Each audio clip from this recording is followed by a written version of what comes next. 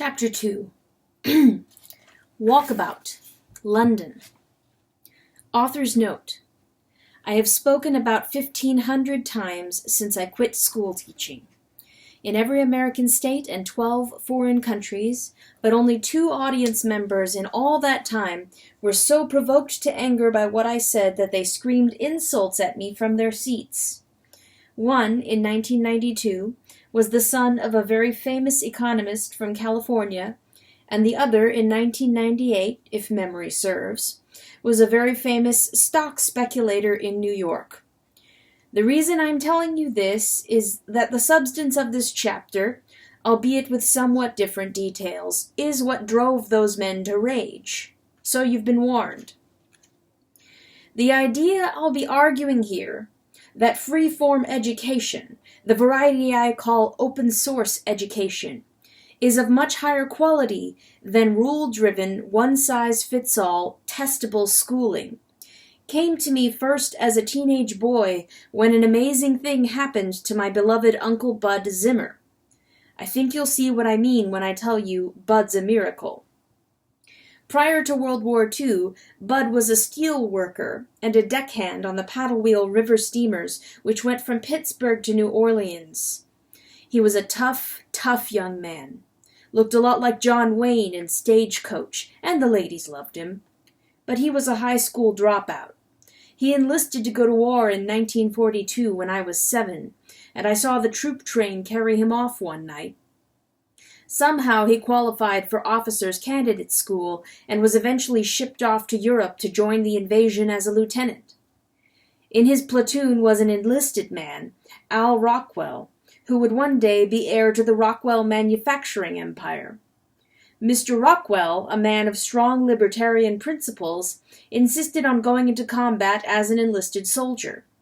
They became friends. I can't remember what ordinary jobs Bud held when he came back from the war as a captain, but I do know his CV didn't include a college degree. One day he called me on the phone from Cincinnati and said that before I went to Cornell he wanted me to work for him at a real job, to stop sponging off your parents and earn your own money. What job did he have in mind? He said, I want you to load 125-pound slabs of steel onto boxcars from 9 to 5 every day. I want you to live with me near the Rockwell plant in Ohio and pay room and board. How's that sound? It turned out that Bud was the manager of the plant, employing thousands. I have 24 Harvard hotshots working for me, he said. They'll do anything I want, shine my shoes, wax my car, but I can't let them see me favoring my nephew, so I'll have to work you twice as hard as anyone else. Is that okay? A real job with a grown-up's pay at 16? For that, anything would have been okay. I was too unworldly at the time to even think of the big mystery. How on earth could a common steel worker without an education be ordering Harvard graduates around? And running a huge industrial plant? My mistake was thinking of Bud as a man without an education. He had a superb education. It was only schooling he lacked. Jonathan Goodwin. Google the cover of Fast Company magazine for November 2007, and you'll be staring into the unremarkable face of junior high school dropout Jonathan Goodwin. How does a young fellow from a poor Kansas farm family rate such treatment? No high school, no college. After bailing out of 7th grade at age 13, Jonathan did odd jobs at a local garage. Pitiful pay. No future in that, right? That was my school, he told Fast Company. When the price squeeze in gas came, it puzzled Jonathan. It seemed phony to him. He knew technology existed which could give cars 60 to 100 miles per gallon and push emissions near zero. Why didn't Detroit offer it? No matter, Jonathan could build it himself, and before you could say crazy kid, he had more business than he could handle, charging up to $25,000 to convert a Hummer. It didn't hurt him that one of his best customers was Arnold Schwarzenegger, governor of California, and a one-time dropout himself. Jonathan is taking in over $1 million a year for doing 4 conversions a month.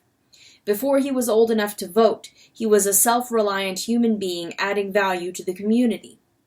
When he left 7th grade, he was just a little older than America's first admiral, David Farragut, was when he took command of a captured British ship off the coast of Peru in the War of 1812, at the age of 12, and sailed it to Boston. The same age George Washington was when he dropped out of schooling. The same age as Thomas Jefferson when as a young man Thomas began to manage a large plantation and 250 employees in Virginia, both his parents being deceased. The same age you and I were once, sitting at our school desks, copying notes from a blackboard, getting yelled at. Danica Patrick. On April 20, 2008, Danica Patrick, age 26, became the first woman in big-time auto racing history ever to win a major event. She was driving against two-time Indy 500 winner Helio Castroneves and roared past him in the final 2 laps of the Motegi Japan 300 and won, going away. "This is about finding something you love and following through with it," she told reporters after the race. 10 years earlier, at age 16, Danica dropped out of high school and went to London all by herself to learn to sustain high speeds for hours at a time. You might have been in high school at 16, probably a sophomore, looking forward to a graduation far, far away. Nick Schulman. Nick Schulman, age 21, is a neighbor of mine in Manhattan, although we've never met.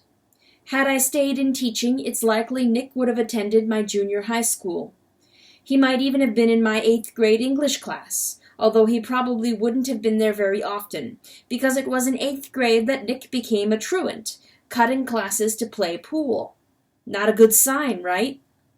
When he found computer games, he dropped out of school. At age 18 in 2005, he became a poker addict. Pity his poor mother. Other kids were worrying about SATs in college, but Nick was worrying about straights and flushes. On February 28, 2008, the New York Post devoted a split page to Nick. He had just won $2 million on the World Poker Tour. Now that the problem of paying rent was taken care of, he was ready for a different kind of fulfillment, he told the paper. Philosophy was what Nick had his sights set on now, and for that he planned to enroll in college. That's where you probably were at 21 too, without the $2 million. Without the $2 million. Diablo Cody. If your teenage daughter changed her name to Diablo, you might shrug it off as a passing fancy. But if she came home one day with the announcement that her life's ambition was to be a stripper, and to prove it she created a pornographic blog called Pussy Ranch, you might begin to worry. In her mid-20s, now a lap dancer, Diablo published a book about her degrading and dangerous work called Candy Girl, and 2 years later, in a cut-to-the-thigh leopard print gown with a gigantic tattoo of a stripper covering her right arm and shoulder, she stepped on stage at the Oscar ceremonies in Hollywood to accept her own Oscar for Best Screenplay. Her movie was Juno, about a pregnant, unmarried teen facing the future with courage. Diablo Cody told the audience, "Most of all, I want to thank my family for loving me exactly the way I am." In the linear logic of pedagogy, Diablo was way off the recommended track, but in the different universe of open-source learning, which operates through experimentation and personal feedback loops instead of expert advice, she was right on point. Open source learning. Jonathan, Danica, Nick, Diablo. Each took an open source road to an individualized education under personal management, exactly as Ben Franklin once did. Open source learning accepts that everything under the sun might be a possible starting point on the road to self-mastery and a good life. Garage work, poker, lap dancing, whatever. In open source, sequences are personally designed or personally signed off on, and everyone you encounter is a potential teacher. Garage mechanics, card sharps, lap dancers, race car drivers, everyone. Potter Stewart, the former Supreme Court Justice, once remarked he couldn't define pornography, but he knew it when he saw it. Open source is like that. To hedge it in with official algorithms is to ruin it, but I owe you at least a rough abstract.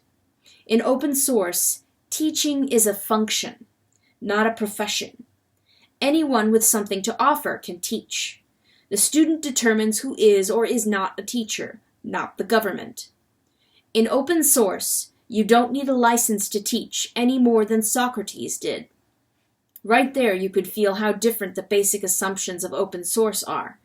No student faces failure for deciding not to learn from you.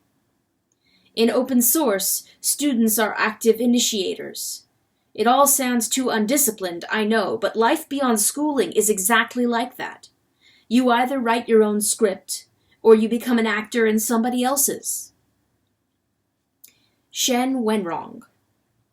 The Financial Times of March 17, 2006, tells the story of a silent contest between college-trained executives and engineers and a band of Chinese peasants. Since the account has real bearing on this idea of open-source learning, let me summarize it for you. Not long ago, the ThyssenKrupp Corporation of Germany decided to unload its mighty Phoenix steel plant in Dortmund. Steel prices were down, and it looked to management as if they would stay down, so the decision was made to sell all 220 acres of buildings to China, even though that would throw 10,000 Germans out of work. Management expected two payoffs, one in the sales price and one in the bill to move the plant from Dortmund to near Shanghai. ThyssenKrupp estimated that would take 3 years and an army of specialists. China bought Phoenix but choked on the moving bill. They would do the job themselves. One fine day, a raggedy band of 1,000 peasants, led by peasant Shen Wenrong, showed up in Dortmund. Here's a capsule of data to help you think about Mr. Shen. He didn't use a computer. He didn't have a real office. He worked from behind something looking suspiciously like a kid's school desk. Shen's first computerless, officeless decision was to avoid German housing and meal costs. In 3 weeks, his crew built its own dormitories and commissary. Then it broke the steel plant down, crated it, shipped it to China, uncrated it, and set it back up inside of 1 year, not 3. Numerous rules were broken in the process, whenever more creative problem-solving seemed appropriate. In the time it took to move Phoenix, China's huge orders for steel on world markets drove prices through the roof, exactly as China's planners had calculated would happen. Phoenix in China was a big moneymaker from the beginning, just as it would have been if left in Germany. So the ignorant Chinese not only worked harder than the Germans, they had better judgment too. How were we ever tricked into believing that specialists are needed for matters well within the reach of ordinary people? How did we come to think so little of ourselves? If unschooled peasants can demolish and re-erect a steel plant 3 times faster than professionals, then you and I need to re-examine everything we've been conditioned to accept as truth. Everything. That's called dialectical thinking. Once, dialectics were central to school, but we don't teach it anymore, not even to the so-called gifted and talented. Walkabout, London. High school dropout Sir Richard Branson thinks the important lesson of his life happened at the age of 4. It was a London walkabout, as he tells of it in his autobiography, and tells once again in The New Yorker, May 2007. It happened this way. 4-year-old Richard was on a drive with mother Eve in the London suburb of Shamley Green, miles from home, in an area where Richard had never been. Eve pulled over and asked him whether he thought he could find his way home from where they were. He said yes, whereupon she told him to get out and do so then. Mother was determined to make us independent, he told the magazine. By age 12, he was making 100-mile round-trip bike rides alone to the beach at Bournemouth. After a brief go at high school, Branson dropped out, never spending a day in college. At 19, his first successful business was launched. Virgin Airlines, his music business, and many others were in the near future, as was his announcement that he would construct a private space vehicle. On July 29, 2008, a picture of Branson, Mother Eve, and his completed rocket appeared on the front page of newspapers around the world. Some 250 seats for the maiden voyage were all snapped up at $200,000 apiece. Is Ford too young to become involved in serious business? Tiger Woods was sinking putts on the Mike Douglas television show at age 2, so I tend to doubt it. Glenn Doman.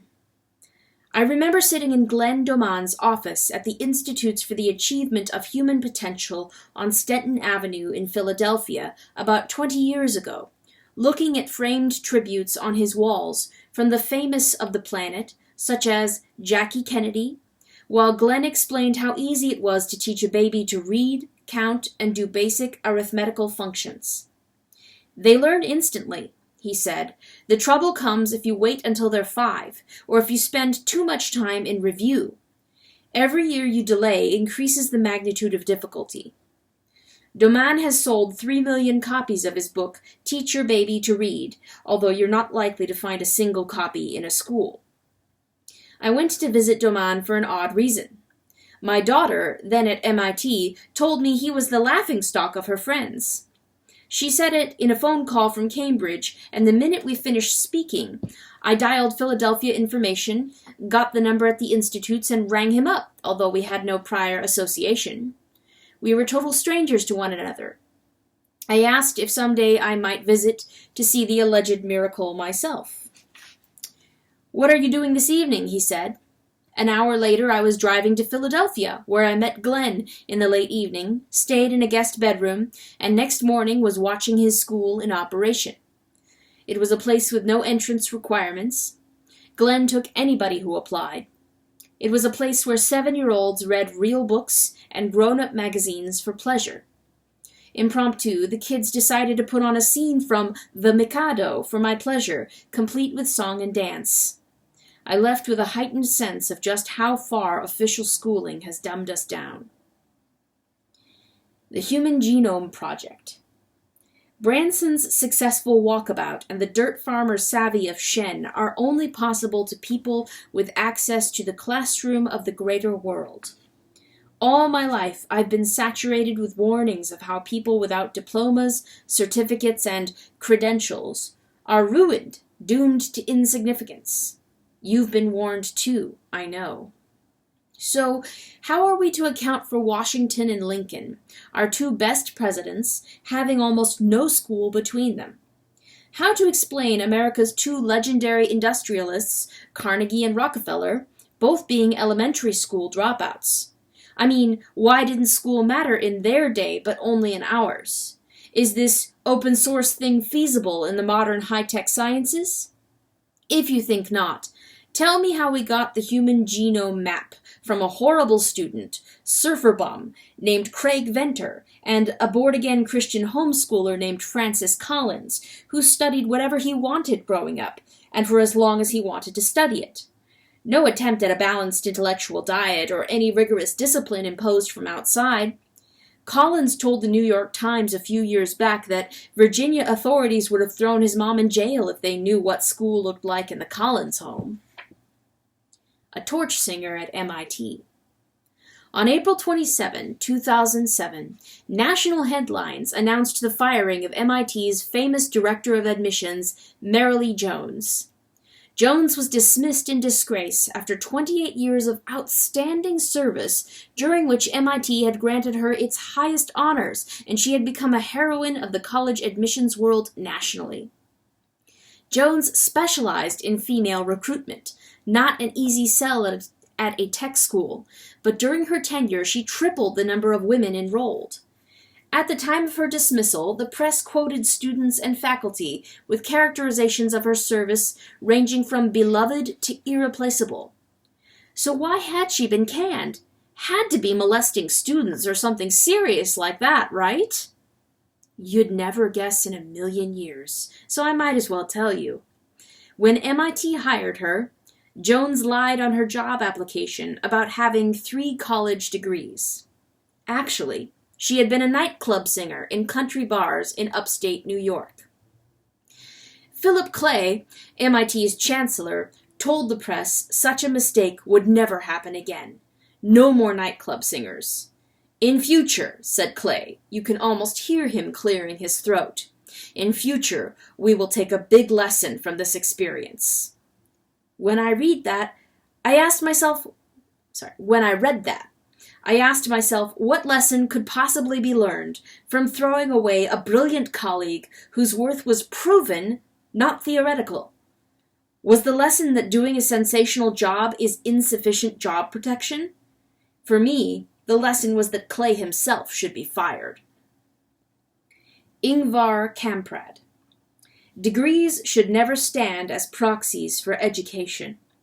Think of Ingvar Kamprad, diagnosed as dyslexic by self-proclaimed school experts in Sweden. He began independent life selling fish from a bicycle without a degree. Bit by bit, he added matches and Christmas decorations to his inventory. What a hard life. How much better it would have been if he had gone through several colleges and become an investment banker at Bear Stearns. But as Ingvar's line of wares grew, a powerful idea began to drive him. The idea of a store dedicated to bringing beauty and utility at low cost to everyone. This dyslexic fish peddler is worth $31 billion at the moment as the founder of IKEA. And more important than the money, which he will never live long enough to spend, the flame of his determination to add value to the lives of others still burns brightly. The Graduate. You're on the road to being educated when you know yourself so thoroughly you write your own script instead of taking a part written by others. A migrant fruit picker named Charles Webb fits this description for me. You have very likely consumed a piece of Webb's imagination, if not the fruit, if you've seen the classic American film The Graduate. Webb sold millions of copies of the book, and his film became a beacon to an entire generation of American young people. Its theme, that a life built around buying things is a disaster, helped turn the film into a runaway hit, still shown and still rented years later. Charles and his wife made millions and were on every A-Team guest list from East Hampton to Maui. As their life turned into the non-life of perpetual celebrity and celebrity projects, Webb and his wife made the copyright over to the Anti-Defamation League, gave their entire fortune away, and set out as vagabonds in a trailer, at one time becoming migrants picking fruit in California. Wealth didn't work for us, he said. Dropouts. Every single school day in America, 7,000 students drop out. Some confused, some angry, but all are brave. If we had the sense our ancestors did, we'd look on these dropouts as a grand resource, as people whose minds the standard programming couldn't tame. We'd treat them with respect. 1.25 million people a year, perhaps more, with potential, not necessarily inferior to Ben Franklin the Dropout, or Branson the Dropout, or the Dropout Wright brothers, or slum urchin Lula da Silva, grown to the presidency of Brazil without a certificate and on the verge of making his country the first major nation to be free of petroleum out of the ground. What does it say to us that 1.25 million young people a year don't want to be in classrooms? Don't want to be there so much they're willing to endure scorn, insult, and constant discrimination as the price of escape?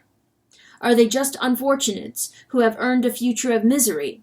Or is it we, the self-imprisoned and perpetually frightened, waving our wallets and homes in the burbs as evidence we must be alive, who are the truly miserable? Year after year, the International Happiness Survey ranks our country as among the mediocre in happiness, along with Germany and every other Anglo-Saxon country. Does the phony pecking order created by degrees and by elite colleges like Yale and Stanford have anything to do with this? Wake up. If things were really as you've been conditioned to believe, how could slum urchin Lula govern a complex modern nation? How could lower middle-class semi-urchin Adolf Hitler have risen to command the best-schooled nation in history? How could Thomas Edison have dropped out of elementary school, gone west alone with no money or contacts, and by age 15 be enjoying multiple streams of revenue and be earning 4 times the wages of a skilled workman? How could a penniless elementary school dropout Edison grow up on his own? How could penniless elementary school dropout Edison grow up on his own in a working-class environment, invent the electric light, the phonograph, win 1,003 patents, and build General Electric? Edison had contempt for college graduates and discriminated against them in hiring all his life. If school were the life and death matter you've always been told, none of this could have happened. How could George Bernard Shaw drop out of school at 14 and teach himself to be the greatest dramatist of the 20th century? Why has no school, no college, no politician, no foundation, no social thinker ever connected the dots for you as I just did? Another inconvenient truth. In 2006, the University of Connecticut set out to discover how much learning happens in a student between entering as a freshman and graduating as a senior. 5 academic areas were selected to measure using 14,000 students at 50 American colleges, including Yale, Brown, and Georgetown. At 16 of those 50, including Yale, Brown, and Georgetown, graduating seniors knew less than incoming freshmen. Negative growth had occurred. In the other 34, no measurable change had taken place. A bald summary might look like this. After spending an average of 6 years in search of a BA degree or its equivalent, and spending an average of $250,000 in cash and loans, a great many young people had nothing, or even less than nothing, to show for the investment. What they had was a piece of magical paper. This is a script out of the Marx Brothers. John Canzias. On April 13, 2008, television show 60 Minutes reported a heretofore unknown method of killing cancer had been invented by a patient with no background in science and no college degree. Nobel Prize-winning cancer researcher Rick Smalley said that it was the most impressive development he had ever seen in his life, that it would change medicine forever. The Canzias method destroys tumors without chemotherapy, surgery, or familiar radiation. After 36 rounds of chemo, John Canzias was desperate enough to rack his own brains for something which the cancer empire had missed, and he found such a thing in memories of his boyhood hobby as a radio hobbyist. As a kid, Canzias had been intrigued by a curious fact, that when harmless radio waves passed through metal, the metal heated up. Was it possible that a tumor injected with metal particles could be killed by passing radio waves through it? Ridiculous idea, isn't it? Had it merit, surely the army of trained scientists who cost the nations tens of billions every year would have found it, wouldn't they? He tested this theory in his garage, using a machine he constructed out of used pie tins. Sure enough, when the bottom of a wiener was injected with metal and shot with radio waves, the bottom cooked, but the top remained cool. Canzias passed his findings on to university laboratories, which reported back that in preliminary tests, radio waves did indeed kill cancers. No formula known could have predicted John Canzias. How many more of him are out there, denied a voice in our synthetic anti-meritocracy, which awards privilege on the basis of college degrees and family connections? 1 more Canzias? 10 more? 10 million more? An inconceivable number? Listen, friends, if peasants can deconstruct steel mills, torch singers can revolutionize admissions at high-tech colleges, junior high dropouts can get 100 miles to the gallon, beach bum surfers can map the human genome, tiny women can blast through the male monopoly of big-time auto racing. Dyslexic fish peddlers can establish global merchandising empires, and lap dancers can win Oscars for script writing. Some vitally important piece is missing in the conventional way schools treat learning and accomplishment. 20 years ago, I was talking to some Amish fellows in Barnesville, Ohio, about our ridiculous space program and its waste of scarce resources. One Amish man said they had talked about building a moon rocket once, and all agreed it would be an easy thing to do. But why would anyone except a damn fool want to do it? If that sounds like hot air, you want to remember Richard Branson. The artificial extension of childhood. The same young people we confine to classrooms these days once cleared this continent when it was a wilderness, built roads, canals, cities, whipped the greatest military power of Earth not once but twice, sold ice to faraway India before refrigeration, and produced so many miracles, from the six-shooter to the steamboat to manned flight, that America spread glimmerings of what open-source creativity could do all around the planet. In those days, Americans weren't burdened by a concept of the phony stage of life called adolescence, or any other artificial extension of childhood. About the age of 7, you added value to the world around you, or you were a parasite. Like all sane people, so-called kids wanted to grow up as soon as possible. That's why old photos show boys and girls looking like men and women. All that takes is carrying your share of the load and a few open-source adventures, and presto, you are grown up. In Ben Franklin's day, when you were ready to take your turn, no pseudosciences out of Germany stood in your way. The pre-Civil War American economy was dominated by independent livelihoods, and even after the war, for another 50 years or so, young men, who would be called boys today, like Andrew Carnegie, could start life as an elementary school dropout at the age of 7 and be partners in business with the president of the Pennsylvania Railroad at age 20. Are similar lives being fashioned today? Of course they are, but it isn't considered wise to talk about it openly anymore. Think of Sean Fanning with his millions from starting Napster at age 18. And Fanning is far from alone. It's just that those lucky ones allowed to do it are far more discreet in our time. An earlier America celebrated accomplishment and shrewdness from any source. Kids weren't locked away to provide employment for millions. America had room for anyone with energy, brass, and ideas. Foreign visitors like Tocqueville and DuPont and Nemours were constantly being dazzled by the high energy released in a society reaching for revolutionary egalitarianism, one which mixed all ages together, took risks, and discarded the rigid categories of European tradition. Our Civil War changed everything for the worse. Forget the propaganda you heard in school. It had nothing to do with slavery. By 1860, Europe had already abandoned the slave institution, and the United States was very close to doing the same.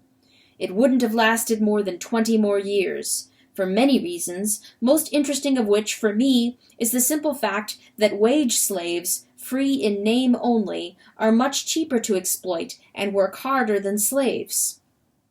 As soon as you put the red herring of slavery out of mind, the contest between family and nature as centers of meaning versus profit achieved by converting human beings into human resources becomes clear. Northern industrialists were already privy to the power and fortune being earned converting large populations in Britain, Germany, and elsewhere from a yeomanry into a proletariat. They lusted after similar advantages, but were sophisticated enough to realize that the American traditions of independence, self-reliance, ingenuity, family, and religious worship would have to be marginalized first before this transformation could be successfully worked. Compulsory school laws to break up family closeness were a big part of the package in Germany, and that German magic was coveted in the drawing rooms of New York and Boston. In the industrial state which emerged, rampant in the wake of the Civil War, the entrepreneurial the entrepreneurial egalitarianism of the original American design was put to death by factories and licensing laws, government interventions and requirements, and eventually by forced schooling. By 1880, factories and financiers ruled the American roost, and a professional proletariat of academics, lawyers, politicians, and others dependent on the favor of the mighty were making it hot for Americans who fought to maintain a libertarian nation, as promised by the Declaration and the Bill of Rights. With this radical transformation from local democracy to de facto oligarchy, people with minds of their own became an impediment to efficient management. Think of it this way: lives assigned to routine work are best kept childish. Childish people are not only obedient if we discount their occasional tantrums, but they make the best consumers because they have little natural sales resistance. Since Plato, a stream of utopian writers has worked to give management recipes to cook childish lives susceptible to the will of their betters. Take a second to think about these utopian algorithms.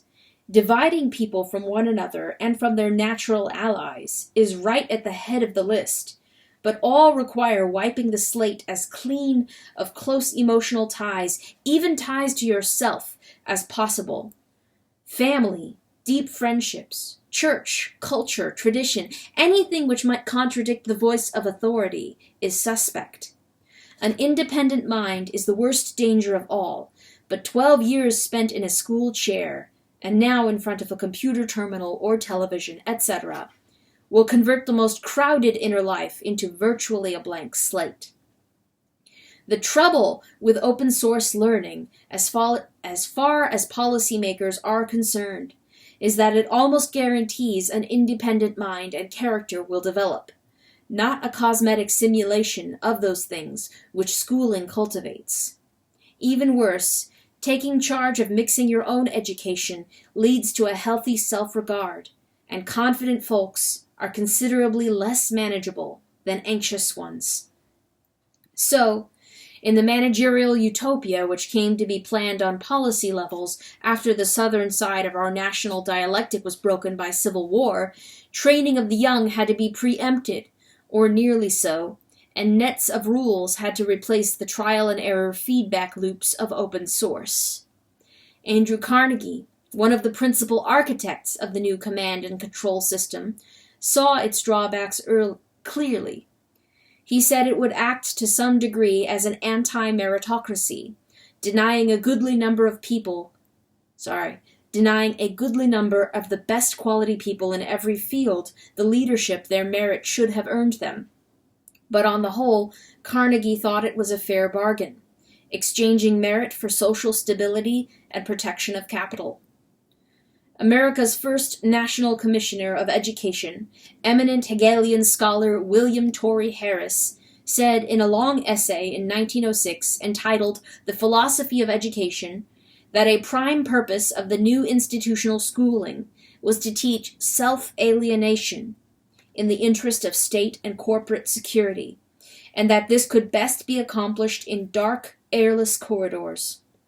It never fails to amaze me how people can hear words like that, and the school trail is littered with them, and ignore them as if they were only idle talk. It's time, I think, to face some basic truth. Highly centralized mass production economies take on the character of oligarchies. They can't allow natural processes of capitalism to go unregulated. The creative destruction, which Schumpeter saw as central to the health of market economies, can't be allowed to occur naturally.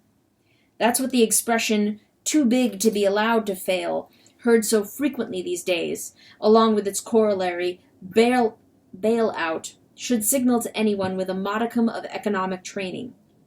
The United States is now only nominally a free market economy. Corporate welfare is dominant. The enormous American military has not, for a very long time, been primarily about protecting common American citizens from harm. It exists for several never-discussed reasons: to provide employment for the underclasses, to avoid uprisings at home, to act as a centrifuge in distributing wealth through contracts back to the managers of the system and their allies, and it exists in the gravest extreme to go domestic, an expression heard often at officer training facilities around the country, one well illustrated by the now legendary paramilitary interventions at Waco and Ruby Ridge. Highly centralized mass production economies can't function well without colonizing individual minds and converting them into a mass mind. The conversion works best if started early, in the lower grades of elementary school, in kindergarten and pre-kindergarten. The function of these collective rituals we call school has very little to do with intellectual development. Consider only the familiar madness of teaching the colors and days of the week or months of the year to little people who come to school already knowing these things. The collective rituals of lower grades are about habit training, about practicing attention and fealty to authority. In this way, independent consciousness can be undermined in its formative stages.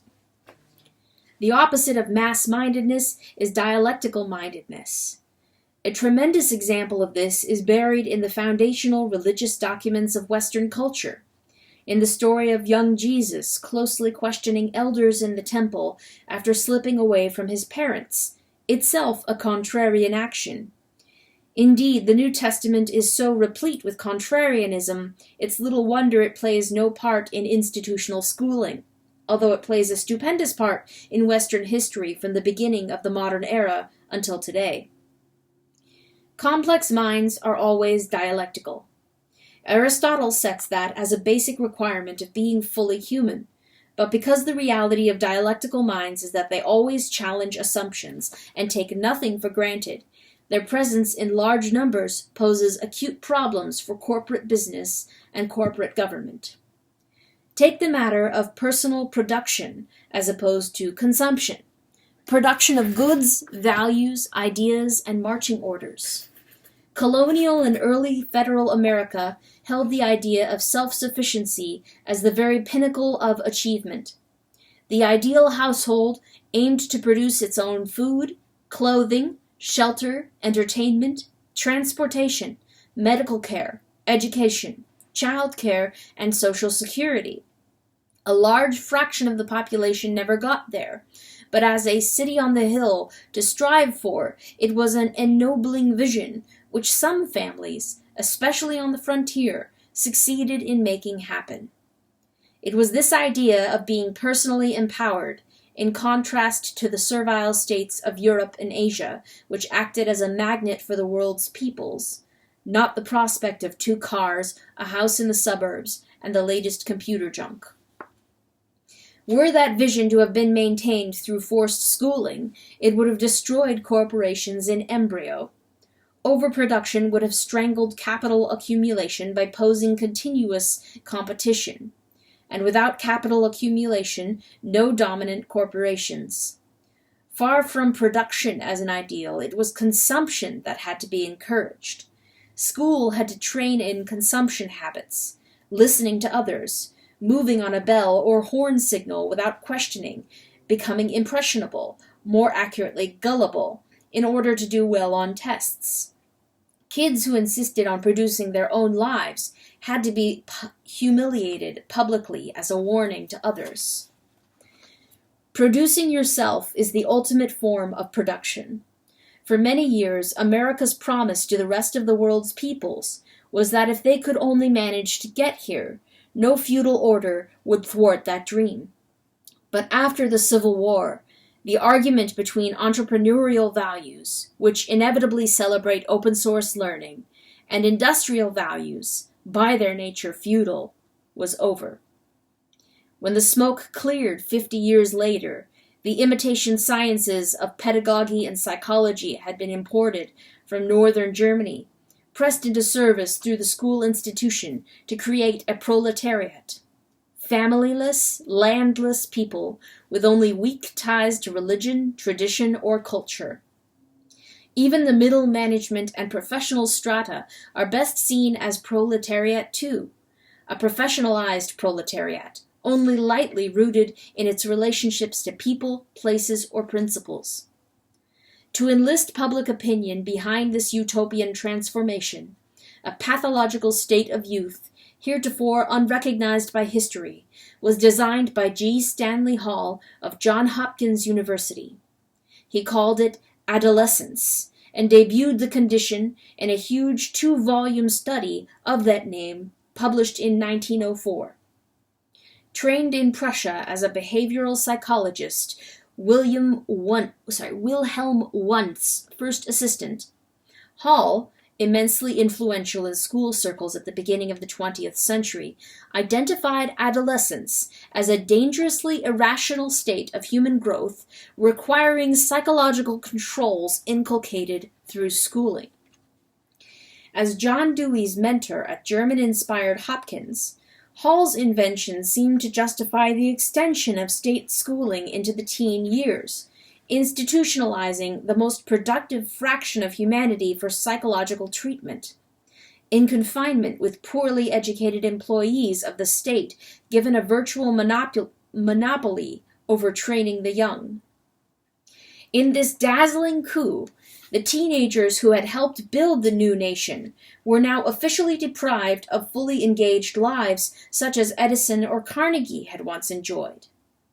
A managerial class having forcefully emerged in America, the Anglo-Saxon strong class system was now being imposed on the United States through forced schooling. Walt Whitman once said, "Only Hegel is fit for America." And now, following Hegel's instructions, history itself was being slowed down, the brakes put on change, by crippling the American arguments among ideas, peoples, sections, religions, through one-size-fits-all schooling. The hope for unending argument had been built into our very founding documents, into the guarantees of free speech and access to deadly weaponry given common citizens. Our division of powers, an executive, 2 houses of Congress, and a high court, a division which defies engineering wisdom in its structural inefficiency, was meant to preserve argument as the best protection for common citizens. Power was to be kept decentralized in the original conception of the United States, and experts kept in their place. Decision-making was for ordinary people, not specialists. But now all that careful, all that caringly thoughtful architecture which made America so unique was to be put to death through bulk process psychological schooling imposed by force. I urge you to examine in your own mind the assumptions which must lie behind using the police power to insist that once sovereign spirits have no choice but to submit to being schooled by strangers.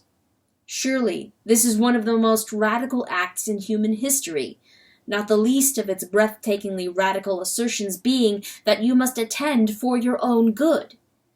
It is the most striking evidence of the Teutonic mind at work behind the facade of everyday schooling. Prior to the heavy-duty interventions of social engineering into the growing-up time, America, open-source educated for 200 years, was a spectacularly resourceful and inventive society. One need only to read the many journals written by early foreign visitors, Tocqueville's being the most prominent, to see how earth-shaking the liberty given to ordinary Americans really was. Nothing like the creative energy being released had ever been seen before, or was even dreamed of as possible. With few exceptions, invention is the province of youthful insight. Cut that spring of ideas off by embedding the young in a network of rules and judgments, and you should expect important negative consequences. Shortly after adolescence was professionalized, a decline in the number of patent applications by Americans occurred. After World War II, when institutionalized schooling, including college and kindergarten, grew by leaps and bounds, that decline accelerated. Universal schooling had weakened the imagination, just as Spinoza predicted it would in 1690, and Fichte predicted in the second decade of the 19th century. Of course, both those men were heartily in favor of that weakening. Their school schemes were for the benefit of the best people.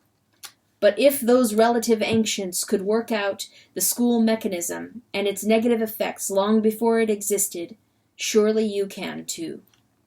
Why would anybody want to do this? That's easy. Imaginative individuals are notoriously unmanageable and unpredictable because they are irrepressibly inventive. The honor roll. Craig Venter, the beach bum surfer who shared the laurels for producing the map of the human genome, was born in 1946. He found school exquisitely boring and took vengeance by driving teachers crazy. He cut class often to hit the boogie board and only escaped junior high school because a teacher changed one of his F grades to D- so the school could be rid of him. Venter enlisted in the Navy, serving as a medical corpsman in Vietnam. There he learned to despise bureaucracy with its books of rules in place of allowing adaptation to unique situations. His autobiography, A Life Decoded, adds many details to this skeletal outline, but suffice it to say, he was hardly anyone's likely candidate for scientific immortality. Nor could Franklin Roosevelt have been predicted from his C average in high school and his C average in college. George W. Bush had a C average in high school and a C average in college, which won't surprise most of you. But that it was a higher C in both high school and college than was earned by Massachusetts Senator John Kerry probably will surprise you. Al Gore flunked out of his first college and squeaked through his second with a C- average. Dick Cheney, vice president as I speak, flunked out too. Legendary progressive Senator Paul Wellstone scored 800 on his combined SATs. U.S. global computer dominance came from men without college degrees, Bill Gates and Paul Allen of Microsoft. No college degrees. Steve Jobs and Steve Wozniak of Apple. No college degrees. After Wozniak was already a mega-billionaire, he took a degree to give himself eligibility to teach elementary school in California, I've been told. But that college made Wozniak is clearly untrue. Michael Dell is another undegreed immortal of the computer game, as is Larry Ellison of Oracle.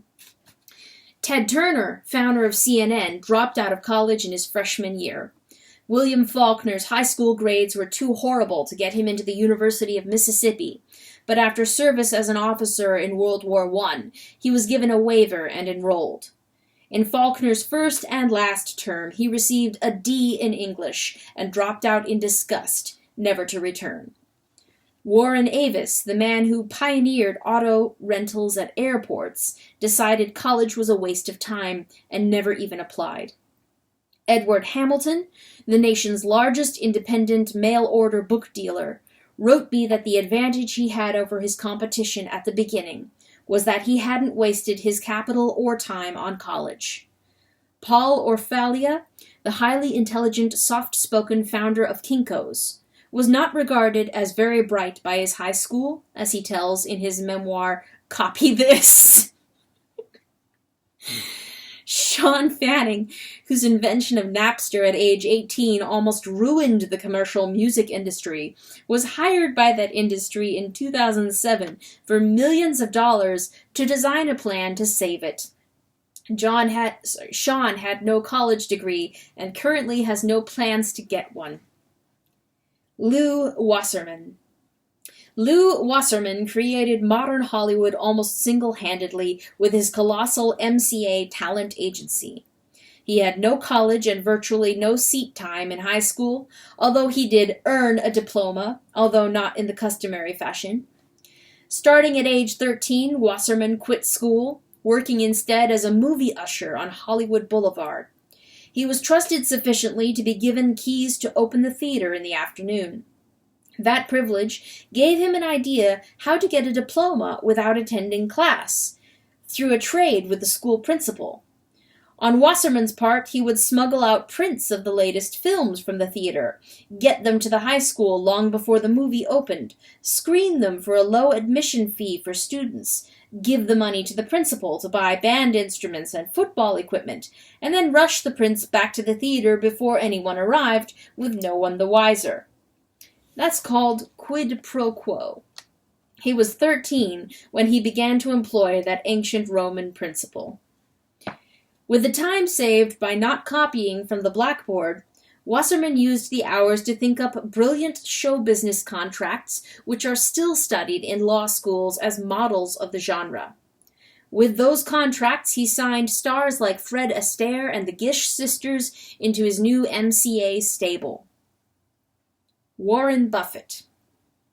Warren Buffett started in business at the age of 6, selling iced Coca-Colas door-to-door in un-air-conditioned Omaha, Nebraska, one hot summer during the Depression. Steadily, he added other businesses to his string, selling lost golf balls to the club pro shop, sifting discarded racetrack betting tickets for winners accidentally thrown away, designing a system which allowed him to deliver 1,500 newspapers on one delivery route, renting pinball machines to barber shops. From age 13, he supported himself, and by 18, Buffett had the equivalent of $100,000 in the bank. Then he applied to Wharton Business School, and was turned down. What Buffett learned open source by active risk-taking, imagination, and real work, schools either cannot or will not teach. It's fair to ask, why not? Why don't schools anywhere get into the minutiae of opportunity and self-sufficiency? Why do they keep selling a good job as the end of the school road when, as many Americans like the Lancaster Amish still believe, no job is worth giving up your independence for, at least not for very long?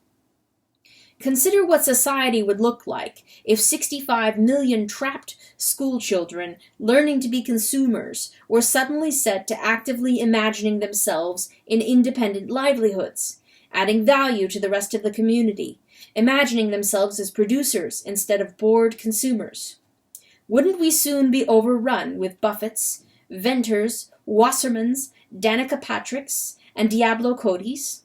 Isn't that exactly what America needs at this sorry, sterile junction in our history? Not more well-schooled zombies on whose backs the few can ride. Did we ever have a society like that? Of course we did.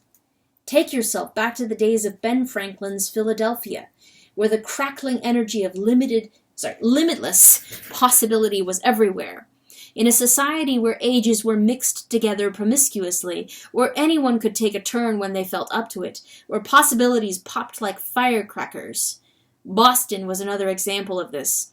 Research the unbelievable trade of ice to India as just one specimen of what is possible when imagination and youth go unregulated. Pittsburgh is another good place to look. Study the career of the ridiculous little Scottish bobbin boy, Andrew Carnegie, who dropped out of elementary school at age 7 with an accent so thick everyone made fun of him. Follow his path, step by step, to Mrs. Botta's salon in Greenwich Village, where revolutions in Italy, Hungary, and Cuba were being cooked up and financed, and then on to his wealth and sinister influence on a once relatively free society. The evidence is overwhelming. What a hideous transformation has been made to occur, partly through schooling. But you must work to understand and gain courage to defeat the plan. Nobody can do it for you. 4 more school failures. Hemingway, the school dropout, once said all modern American literature can be traced back to Mark Twain, born in Missouri in 1835. In terrible health for the first 10 years of his life. Comedians such as Eddie Murphy, Jon Stewart, and Stephen Colbert are descended from Twain, whose profound insight, that irreverence, not schooling, is the creator of liberty, is a mark of his brilliance. Twain named and anatomized the Gilded Age for that period of boundless greed which followed the Union victory in the Civil War, and from whose Machiavellianism the wretched institution of modern forced schooling began. Mark Twain dropped out of school after 5th grade and went to work for a newspaper. He was 13. The year was 1848. In 2008, as I speak and write, that sort of blank check possibility has been foreclosed on for the young, to please the managers of things. Seg now to Robert Kiyosaki, a 4th-generation Japanese-American born in Hawaii in 1946. At school, according to his own report, the only courses I excelled in were football and lunch. Most people didn't think I'd amount to anything. At 22, Kiyosaki was 3rd mate on a tanker going to Tahiti.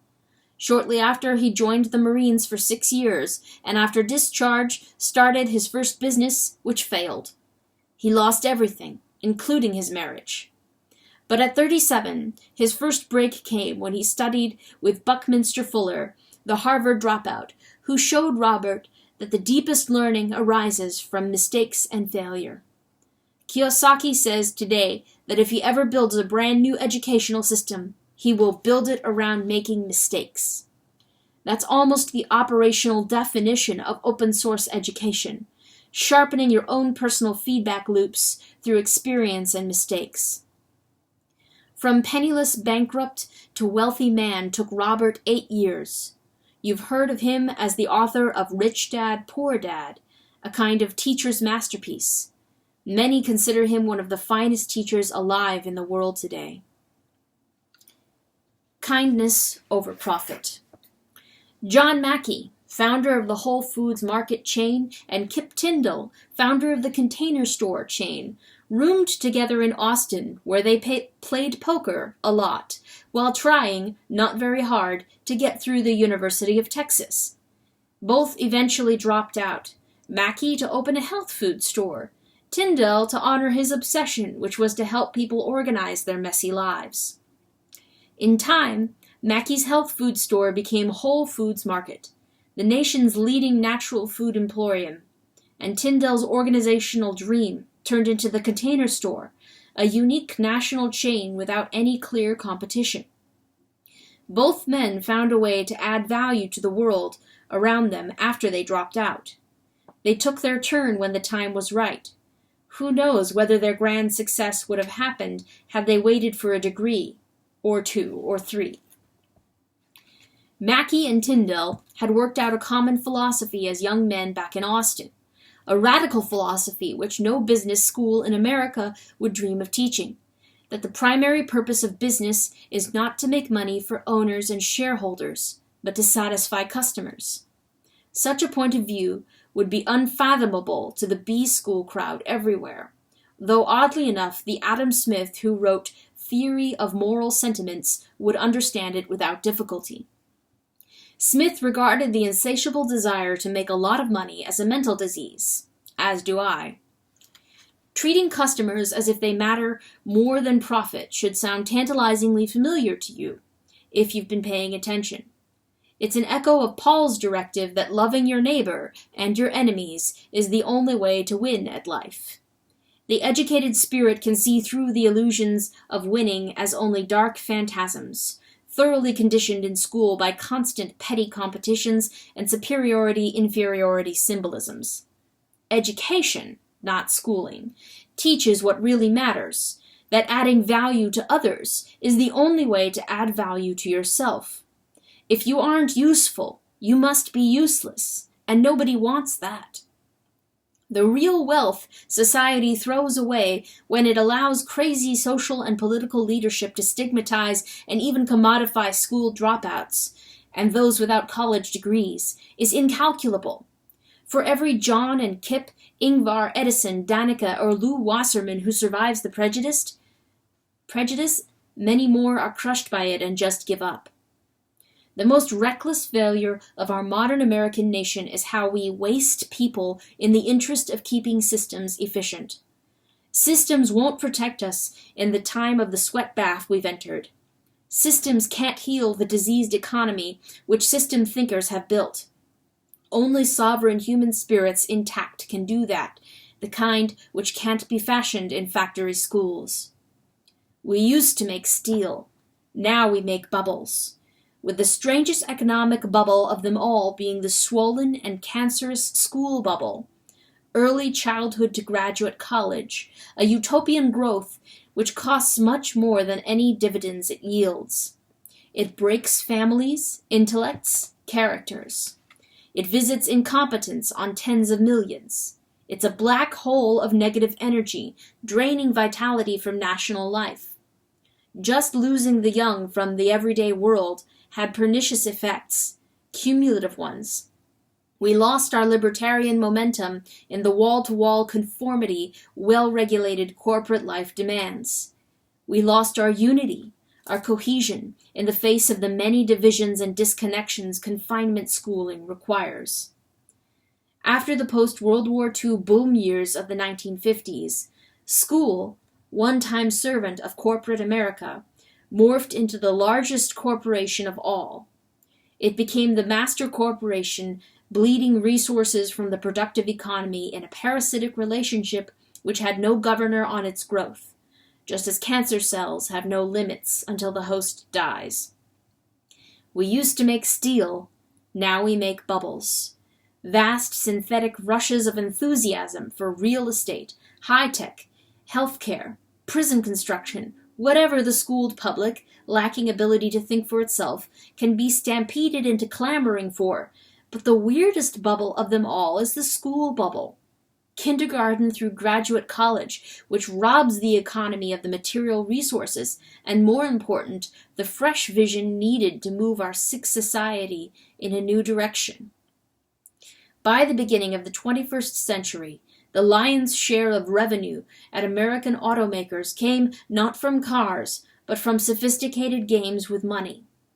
As this enthusiasm spread from the Harvard Business School, at other sources, into the corporate world in general, gigantic enterprises like Enron and WorldCom vanished in a matter of months, carrying down with them the life savings of tens of thousands of employees and hundreds of thousands or millions of stockholders. The entire corporate edifice showed signs of old age, albeit brought periodically back to life with a new bubble. As I began to write this book in early 2008, Bear Stearns, America's fifth largest investment bank, lost virtually all its value in a period of months by gambling in unsound mortgages. And since then, Lehman Brothers, America's fourth largest investment bank, has joined it in collapse. Signs that the culture was a body oozing life were everywhere, and everywhere denied by the managers of schooling and everything else. We could no longer harvest our own food, but depended upon illegal immigration to do that. The economic base of our medical care industry was shaken at its foundations by massive defections of clientele for surgery, dental care, and medicines, which crossed the northern and southern border or went to Asia to be cared for. Our armies, rich with machinery but short on leadership, depended increasingly upon the poorest Americans to do the dying in a lengthening string of foreign wars, best not seen as wars at all, but only as more bubbles. In the face of such forbidding omens, with the future promising more of the same, the school scene, like the salt-grinding little machine in the fable, continued to grind out incomplete men and women, as it had always done. At the exact historical moment which was calling for a renewed commitment to imagination, courage, self-reliance, resourcefulness, and other early American virtues, the school mill labored to turn out young people without these attributes. St. Paul and the Rulebook Dragon. The Dutch city, this is a quote, the Dutch city of Drachten did away with traffic signs, parking meters, and even parking spaces as part of a program called, Verkeersbordridge, I think. The results have been pleasantly shocking. Traffic safety has improved dramatically. Under circumstances where they are drawn into leadership roles, people take it upon themselves to look out for their own and others' best interest, even in the absence of rules and enforcement.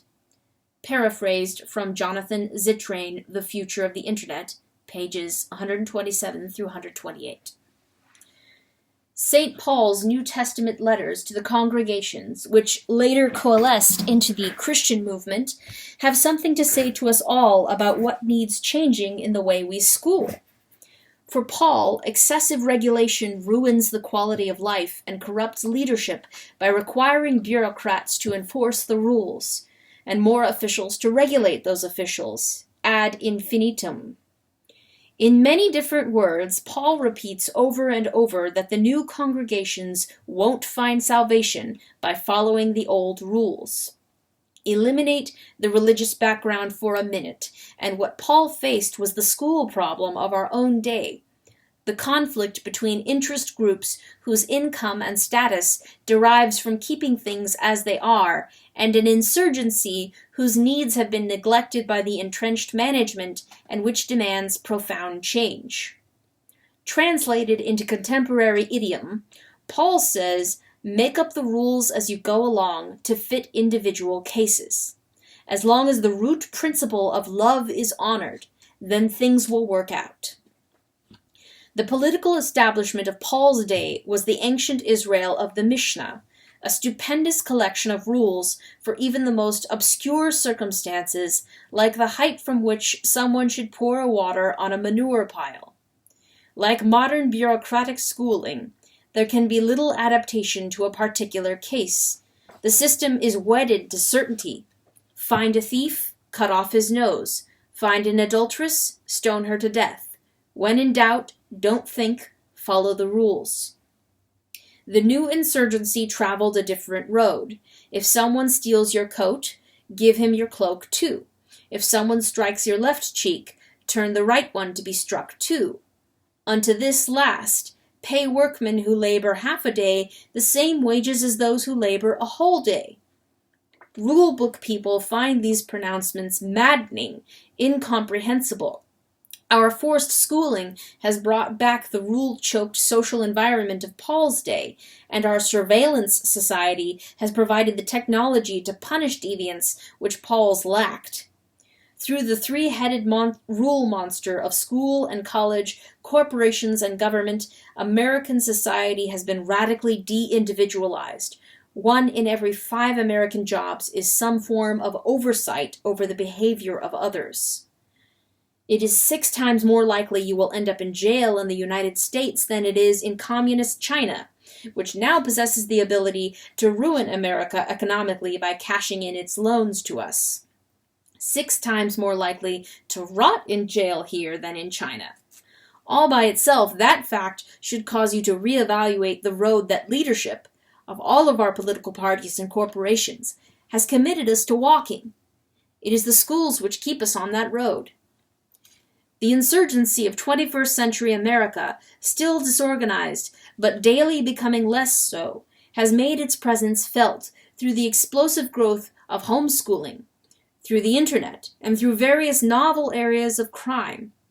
Identity theft, a rarity throughout history, has become an unstoppable epidemic. Huge commercial operations in film and music are seriously jeopardized by technologies which return control to the individual. The security of banks, government installations, and much more, like patents and copyrights, is under serious siege. Formulas for powerful weapons like the TATP bomb, which paralyzed London subways a few years ago, compounded from 6 pounds of peroxide, paint remover, and drain cleaner in the ratio of 3:1, stabilized with sawdust and stuffed into a strong steel container to be detonated by a cell phone, are circulating widely across the planet. Those materials cost less than $100 and are available in every hardware store on Earth. Our reckless military operations in Vietnam, Iraq, and Afghanistan have violated central precepts of warfare set down by von Clausewitz. A superior technology doesn't promiscuously attack its victims, it threatens. To commit a major attack is to expose your technology to scrutiny, which holds 2 dangers. First, that expensive machinery is badly overmatched against an insurgency trained in guerrilla tactics. And second, that the enemy will gradually upgrade his own technology by studying your tactics and stealing your weapons. What America has to show for 50 years of continuous warfare against weak Stone Age opponents is this. Besides crippling our future with a reckless expenditure of capital on products which produce nothing, like weaponry, and destroy themselves in use, we have notified every corner of the world that our overwhelming military isn't overwhelming at all, and can be beaten by ordinary people of courage with primitive military hardware who refuse to be intimidated. Surely I can't be the only one to notice that Sunnis and Shiites and Taliban have reasons to risk their lives, reasons known to everyone in the population including their fighters, and we do not. Our reasons to fight are locked up in secret meetings and memos known to a small fraction of the population, the same fraction which, not surprisingly, once upon a time, gave us forced institutional schooling. The time of the sweat bath. The day of the expert and of an elite created by rationing information and using the power of government to load the dice has reached a crisis point I don't think it can deal with. Existing contracts between ourselves and the young don't work anymore. By supporting school-imposed order, however innocently, parents make enemies of their own children, sometimes lifelong enemies. Rimbaud, the young French poet, saw prophetically into the future this modern order of secular industrial values was creating. Over 100 years ago, he wrote this, which fits our time better than his. This is the time of the sweat baths, of oceans boiling over, of underground explosions, of the planet whirled away, of exterminations sure to follow. In a time of the sweat bath, would you prefer as allies A students with high SATs, or a walkabout like Richard Branson? A valedictorian, or a surf bum like Craig Venter? Formulaic schooling is worthless to common citizens, even destructive. It's only useful to policymakers and managers. It must be killed, not modified. Attempts to tinker with its ruthless algorithms prolongs our society's agony and makes the situation worse. Reach into the public bazaar for guidance, not to old-fashioned cathedral builders who created the mess we're in and will recreate eternally if given the chance. Yes, it will take courage, and no, I don't expect leadership of either American political party to find it. But you can. Professionalism functions as a hardening of the social arteries. Its limited utility comes at far too high a price which must be charged against the account of what really matters: good health, good relationships, and good satisfying work. As I wrote this originally, I was listening to National Public Radio, interviewing a senior from Virginia Tech, the scene of the worst massacre so far in American school history. Asked what made her happy about returning to class, without hesitation she announced that it was being able, finally, to take her year-end exams. The interview was puzzled and asked, "Why that?" She needed no time to reply, "Why, to see if I learned anything, of course." Here was the perfect product of the school factory, a young woman who would never be a problem for any important special interest, or of any use to the rest of us when trouble comes. Walkabout, Monongahela. I never walked through London as a 4-year-old boy, but back in the early 1940s, during World War II, I walked through the industrial river town of Monongahela, Pennsylvania, several times a week. At night, walked miles and miles with my mother Booty and my sister Joni. We walked only at night so nobody my mother had once known would notice her and her children peering into the lighted windows of homes she had once frequented as a guest. We were living in her hometown unseen because she was embarrassed at the failure of her marriage. We were like anthropologists doing field studies, sister and I, studying our mother in different circumstances than we usually saw her, dusting, doing laundry, washing dishes. And mother was seeing her own early self through a different filter too. Whatever our motives for repeating the same long route through the darkened hill streets over and over, I can't remember, but I know I never tired of it. We were all happy as pigs in the moon that is young once only, though usually in pocket no more than a nickel with which to buy one candy bar, which we broke into 3 shares. Those walks were transcendental experiences of a very high order. Even at an age when many experiences seem transcendental, they were outstanding. As an old man, I now see they were easily the richest family experience I was ever to have, and my greatest educational adventure, too, just as Branson's walk was his. We took the last walk together around 1947. Beginning 7 years later and continuing for years afterward, I attended 5 colleges, 2 of them Ivy League, but my degree schooling proved to be a waste of time where intellectual development was concerned. I can't seem to recall a single thing I learned at those famous universities, Cornell and Columbia. Not a single class, not a single teacher. Yet I remember everything about those walks, down to the tiniest details. Each excursion covered roughly 5 miles. We wove in and out of the darkened hill streets, reaching zones of settlement I was only dimly aware existed.